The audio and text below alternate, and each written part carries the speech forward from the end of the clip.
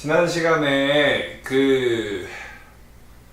과호흡 증후군에 대해서 말씀을 드렸는데, 그러면 과호흡 증후군 그런 현상이 일어난다. 즉 부모님들의 이 조바심이나 아이들 교육에 대한 좀 불안감, 그런 상황 속에서 그럼 어떻게 그걸 극복할 수 있을까, 그런 해결책도 말씀을 드리는 게 필요하다고 생각이 들어서, 오늘은 과호흡 증후군의 해결 방안, 그 다음에 마음을 조금 안정시킬 수 있는 방법에 대해서 좀 말씀을 드리려고 합니다.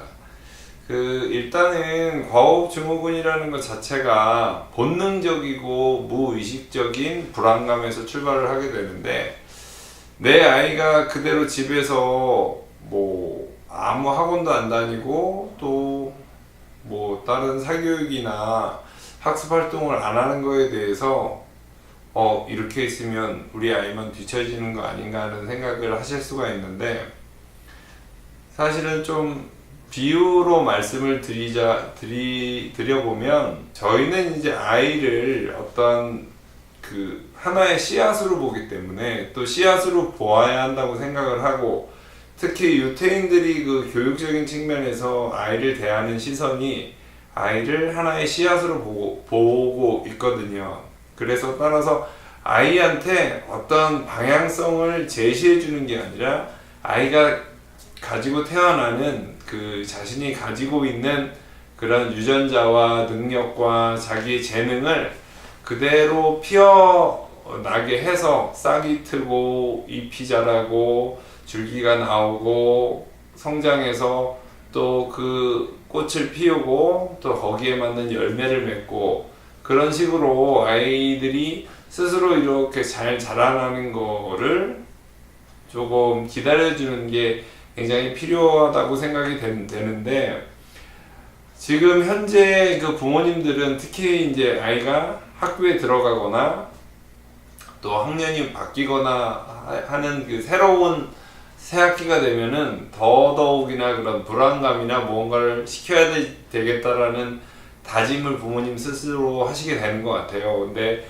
어떤 씨앗을 흙에 심었는데 그 씨앗이 파란 새싹이 났단 말이죠. 그러면 우리는 그 싹을 보면서 신기해하고 기뻐하고 그렇게 되는 게 일반적이겠죠. 그런데 거기다가 그 씨앗에다가, 씨앗아 빨리 자라라, 너는 특히 굵은 가지가 있었으면 좋겠고 또 다양한 영양이 있으면 좋겠다고 해서 그 씨앗에서 갓 피어난 새싹한테 여러 가지를 나무를 꽂는다거나 이렇게 피어나라고 하고, 거기다 줄을 연결해서 자라는 방향성을 정해주고, 또 나름대로 계속 거기다가 성장에 도움이 된다고 해가지고 여러 가지 비료를 주거나, 그렇게 되면 여린 씨앗이, 잎을 갓 틔운 씨앗은 과연 어떻게 될까 한번 생각해 보면 좀 끔찍하거든요.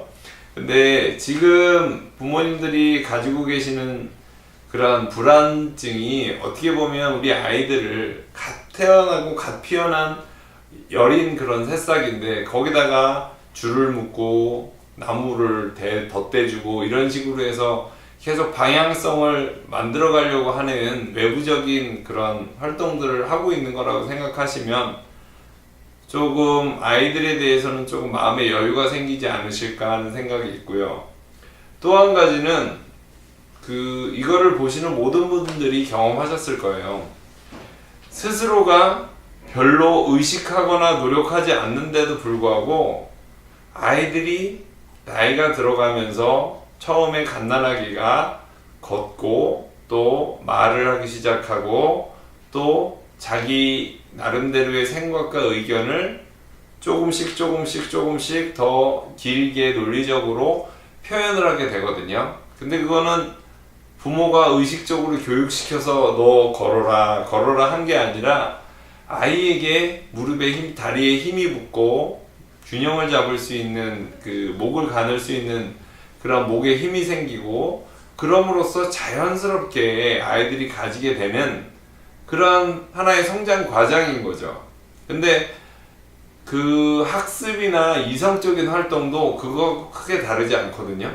머리는 우리 몸의 일부분일 뿐더러 몸의 성장과 함께 같이 성장해가는 당연한 우리의 장기 중에 하나이기 때문에 뇌라는 것 자체가 빨리 어떻게 외부적인 자극이나 트레이닝을 해서 더 좋아진다거나 특히 성장이 촉진된다거나 그런 측면이 사실은 뭐 현실적으로 거의 불가능하거든요. 그런데도 불구하고 부모님들은 급한 마음에 당신들 조급한 마음에 뭐라도 시켜보고 특히 옆을 잡고 이렇게 기웃거리시잖아요. 옆집 아이는 뒷집 아이는 앞집 아이는 이거 하는데 그런 식으로 생각을 하고 우리 아이는 놀이터에서 노는데 옆집 아이는 뭐 학원 갔다 오고 바이올린 가방 메고 다니고 막 이런 식으로 이런 상황이 되면 굉장히 좀 조바심이 나시는 상태가 돼요. 근데 그거는 말씀드렸듯이 가만히 놔두면 아이들이 자연적으로 머릿속에 그 뇌가 발전하고 성장하면서 생각하는 힘도 강해지고 생각을 그냥 산만하게 막 하던 아이들도 좀 안정감 있게 생각을 정리할 수 있는 상황이 되고 그 부모님들이 바라시는 모든 상황들이 어찌 보면 자연스러운 성장 과정처럼 자연스럽게 이루어지거든요. 그래서 사실은 아이들한테 무언가 학습적인 또는 이성적인 또는 지식적인 어떠한 컨텐츠들은 그 아이들이 성장하면서 뭔가 우리도 그렇잖아요.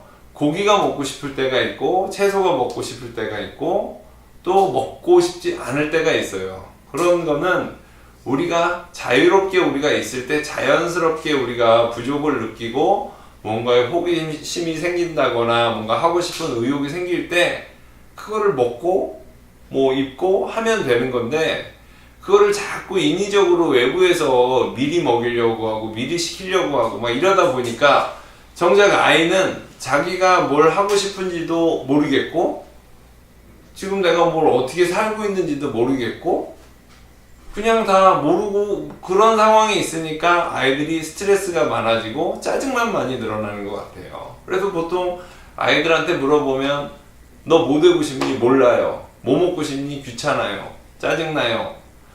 그리고 유일하게 아이들이 집중하는 게 게임이잖아요. 게임이나 뭐 TV나 유튜브나 그런 매체를 보는 거. 근데 곰곰이 생각해 보세요. 아이들이 왜 그런 게임이나 또 다른 그런 동영상이나 이런 것들에 빠지는지를 가만히 생각해 보면 결국은 아이들에게 다른 선택지가 없어요. 자기를 쉬게 할 수 있는 공부에 짓눌려져 있고 또 부모의 눈치 또 학원 스케줄에 얽매여 있는 아이들 입장에서는 피난처가 게임밖에 없을 수밖에 없어요. PC방밖에 없고 또 또래들끼리 모여가지고 장난치고 노는 것밖에 없어요.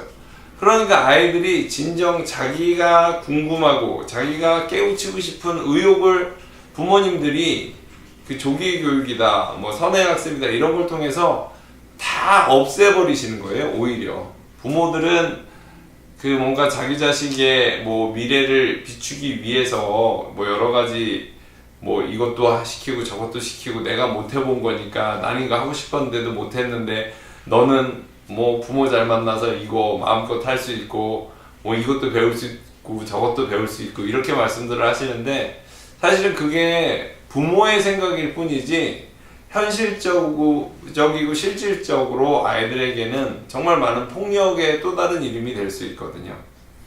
지난 시간에 과업증후군의 말씀을 드렸고 이번에는 과업증후군을 어떤 마인드, 어떤 생각으로 좀 이겨낼 수 있는지에 대한 말씀을 드리고 있는데 마지막으로 제가 드리고 있는 말씀을 좀 정리를 해드리면 아이들은 쉽게 말씀드리면 엘리베이터를 타고 있는 거예요.